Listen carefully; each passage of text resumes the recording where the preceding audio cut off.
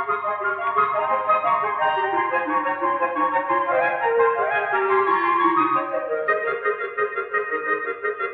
да в речке превратился пестрый парус, а на речке появился пестрый парус. Как мои подружки набежали, увидали вышивание и сказали: Мастерица, мастерица, как такому рукоделию научиться? Отвечает мастерица: ой, подруги,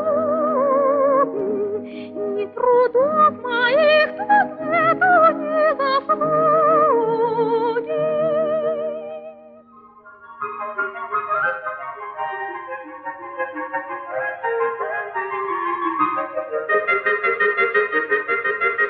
Я бродила днями и ночами, днем при солнышке, а ночью со свечами.